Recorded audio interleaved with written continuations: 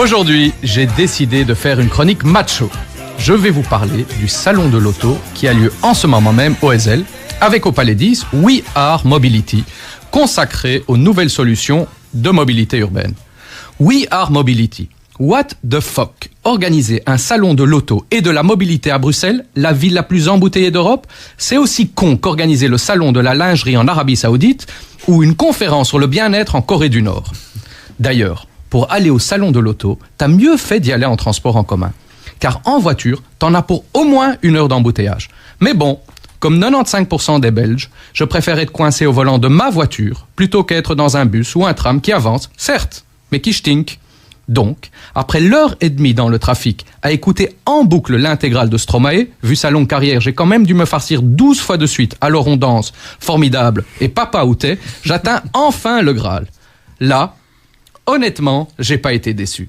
Il y en avait pour tous les goûts. Vraiment, c'est un beau salon. Toutes les marques ont joué le jeu et ont mis les moyens. Je ne savais pas où donner de la tête, tellement elles étaient belles, les hôtesses. Ouais. Car au niveau bagnole et exclusivité, tu comprends vite que Bruxelles ne fait pas le poids. À Genève, Lexus a présenté sa nouvelle berline. À Francfort, c'est Ferrari qui dévoilait son dernier bolide. Et à Bruxelles, mesdames et messieurs, on a eu droit à la nouvelle petite Mini. Et la Cactus C3 de chez Citroën.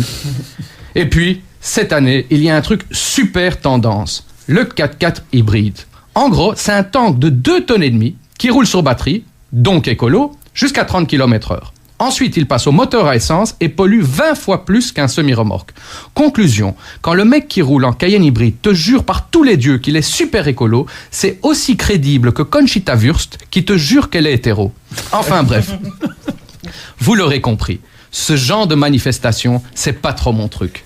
Entre les bousculades, la file pour apercevoir de loin, souvent derrière un cordon de sécurité, les voitures qui m'ont fait rêver pendant toute mon enfance et les marchands qui se prostitueraient pour te faire signer un bon de commande, sincèrement, je ne sais pas ce que je foutais là, dans toute cette testostérone. J'ai donc décidé de terminer cette chronique par un hommage spécial à vous les femmes. Messieurs les machos, bouchez-vous les oreilles. Une étude de l'INSEE, l'Institut National de la Statistique et des Études Économiques, donc un truc sérieux quoi, a récemment démontré qu'il serait logique que les femmes payent des primes d'assurance auto moins élevées que les hommes. Effectivement, l'étude prouve que les femmes ont moins d'accidents que leurs homologues masculins. À bon entendeur, vroom vroom. Allez, chers conducteurs et conductrices, je vous souhaite un Shabbat Shalom, un excellent week-end et vous dis à la semaine prochaine.